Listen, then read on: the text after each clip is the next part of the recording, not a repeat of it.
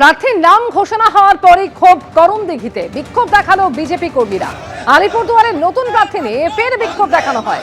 মাথায় কালো কাপড় বেঁধে জেলা কার্যালয়ের সামনে বিক্ষোভ দেখান বিজেপি কর্মীরা।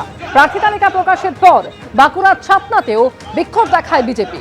এসআইআর প্রক্রিয়াতে রণমূর্তি, তাও টিকিট অধরা মনিরুল ইসলামের। টিকিট না পেয়ে নির্দল হিসেবে লড়ার হুঁশিয়ারি দিলেন তিনি। এসআইআর পর্বে বিডিও অফিসে তাণ্ডবে নেতৃত্ব দিতে দেখা যায় তাকে, আর সেই ঘটনার জেরেই চক্রান্তের শিকার বলে অভিযোগ করেছেন মনিরুল ইসলাম।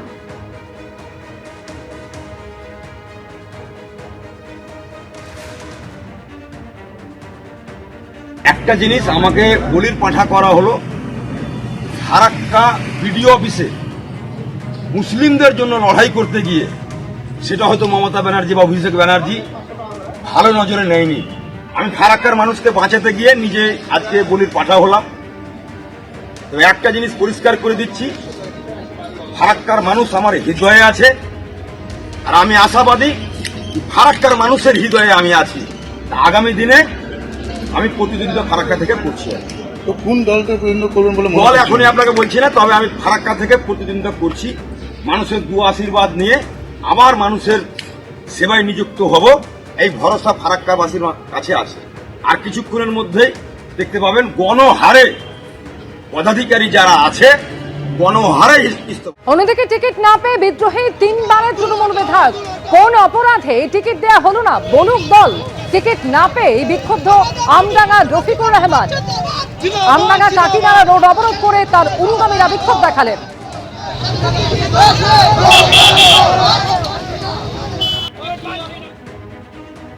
আমডাঙ্গার মানুষ চায় যিনি আমার সঙ্গে থাকবে, আমার কাজ না করুক, আমার সঙ্গে দুটো হেসে কথা বলবে, আমার টেলিফোনটা ধরবে, এরকম একটা ব্যক্তিকে আমডাঙ্গার মানুষ চায়।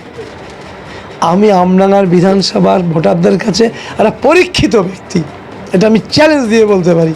15 বছর ধরে এলাকা চষেছেন, পরীক্ষিত ব্যক্তি। পায়ে হেঁটে কোনো মানুষের সঙ্গে আমি দুর্ব্যবহার করেছি আমার মনে পড়ে না।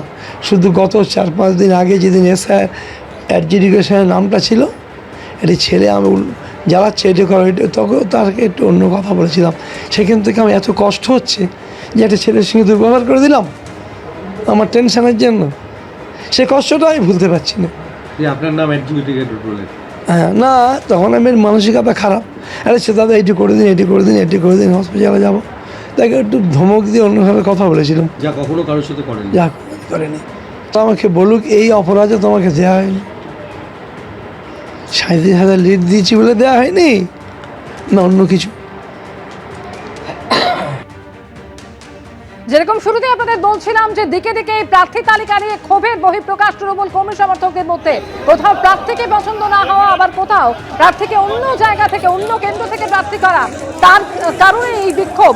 জীবনতলা ছবি দেখতে পাচ্ছেন, চৌকাত মোল্লাকে ভাঙড় থেকে প্রার্থী করা হয়েছে এবং তারই প্রতিবাদে ভাবে রাস্তায় টায়ার চালিয়ে বিক্ষোভ দেখানো হয়। প্রায় 2.5 বছর ধরে ওখানে কাজ করছি।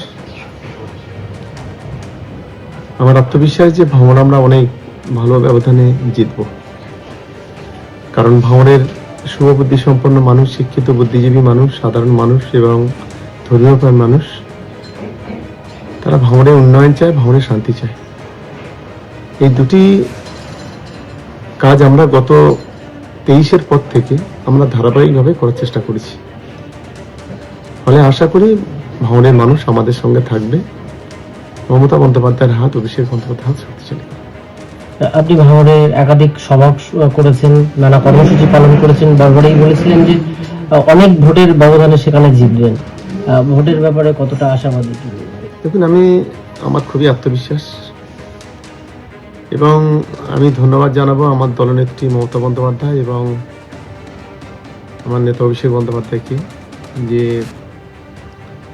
যে চ্যালেঞ্জটা আমি নিয়েছিলাম সেই চ্যালেঞ্জটা গ্রহণ করার সুযোগটা অন্তত আমরা করে দিয়েছে। এবিপি আনন্দ, এগিয়ে থাকে, এগিয়ে রাখে।